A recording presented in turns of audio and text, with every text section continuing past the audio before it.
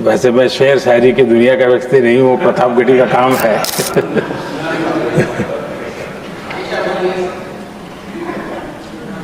कर्म ऐसा करो अमन में,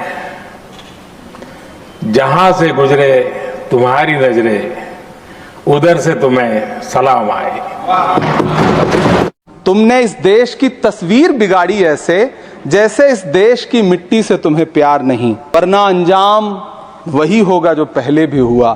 कुर्सी तो कुर्सी है, निगाहों से उतर जाओगे। मौत आनी है जब आएगी तुम्हारी खातिर, मौत से पहले बहुत पहले ही मर जाओगे। कोई खुशबू न कोई फूल न कोई रौनक, उस पे कांटों की जहालत नहीं देखी जाती।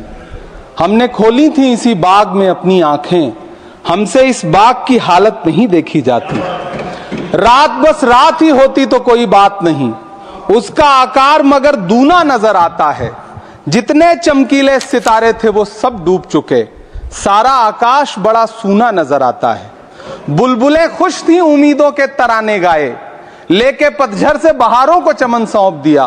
अब तो मासूम गुलाबों की ये घायल खुशबू शीश धुनती है कि खारों को चमन सौंप दिया।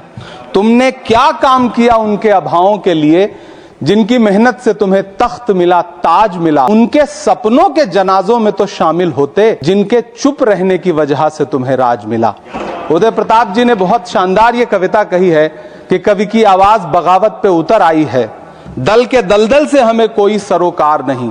तुमने इस देश की तस्वीर बिगाड़ी ऐसे जैसे इस देश की मिट्टी से तुम्हें प्यार नहीं, वरना अंजाम वही होगा जो पहले भी हुआ। कुर्सी तो कुर्सी है, निगाहों से उतर जाओगे। मौत आनी है जब आएगी तुम्हारी खातिर, मौत से पहले बहुत पहले ही मर जाओगे। सभापति महोदय, गांव की परिकल्पना में प्यार था, अपनापन था, भाईचारा था। कभी महात्मा गांधी ने जब गांव का सपना बुना तो मुझे लगता है उसमें वो मोहब्बत थी कि गांव में अगर किसी बिटिया की शादी होती थी तो पूरा गांव अपने संसाधन लेकर के, कोई चारपाई लेकर के, कोई गुड़ लेकर के, कोई प्रेम लेकर के खड़ा हुआ करता था। लेकिन पिछले 2014 के बाद से गांव में जो नफरत बो करके विकास किया गया है वो अद्भुत और अकल्पनीय है। हालत यह है, हम जिस गांव में पैदा हुए उन गांव में कोई सीताराम चाचा, कोई भगवती चाचा हम लोगों की उंगली पकड़ करके चौराहों पर हमें मिल जाता था, आशीर्वाद भी देता था और डांटता भी था। लेकिन मौजूदा स्थिति यह हो गई है कि गांव में चाय, जो गुड़ की चाय बना करती थी, उसकी चकल्लस में जो चर्चा होती थी, उसमें जब से चाय में चर्चा वाली राजनीति घुसी है, उसने पूरे गांव का माहौल ऐसा कर दिया कि आप अब एक दूसरे से प्रेम से बैठ के बात भी नहीं कर सकते। मैं, माननीय मंत्री जी यहां पर मौजूद हैं, रूरल डेवलपमेंट के मंत्रालय के बजट पर चर्चा हो रही है। चाहे मनरेगा हो, चाहे किसान हो, सारा इससे जुड़ा वर्ग परेशान है। मजदूरों की स्थिति ऐसी है कि आप मनरेगा को प्रोत्साहित करने के बजाय मनरेगा को समाप्त करने की कोशिशों में लगे हुए। सच बात यह है कि राज्यों पर भार डाल करके आप मनरेगा खत्म कर देना चाहते हैं और उसके लिए आपने नाम लिया है कि आप उसका नाम बदल करके बी ग्राम जी करके उसके पीछे आप इसको छुपा लेंगे। गांवों में सड़कों की स्थिति खस्ता हाल है, चाहे उत्तर प्रदेश हो, चाहे मध्य प्रदेश हो, चाहे गुजरात हो, चाहे राजस्थान हो।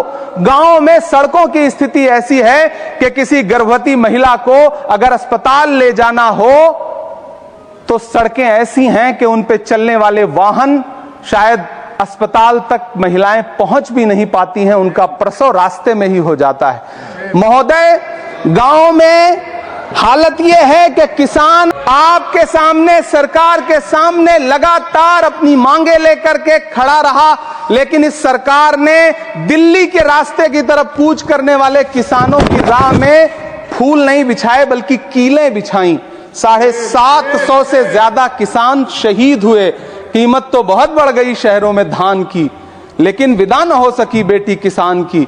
मौका मिला तो लोगों ने कुर्सी के वास्ते तस्वीर ही बिगाड़ दी हिंदुस्तान की। सभापति महोदय, इस सरकार में बातें तो बड़ी बड़ी रही, बजट कि बात करके ये कहा गया कि गांव का विकास करेंगे, लेकिन प्रधानमंत्री की जो आवास योजना है, प्रधानमंत्री आवास योजना के तहत गांव में आवास बनते हैं और इनकी राज्य सरकारें उन आवासों पर बुलडोजर चलाती हैं। ऐसे कई मामले अलग अलग राज्यों में देश के सामने हैं। आप कहेंगे तो मैं पटल पर रख दूंगा, अभी हां पटल पर रख दूंगा, ऑथेंटिकेट कर दूंगा। महोदय, जब पीएम आवास योजना के तहत बनने वाले घरों पर बुलडोजर चलेंगे तो आप गांव के कौन से विकास की परिकल्पना कर रहे हैं?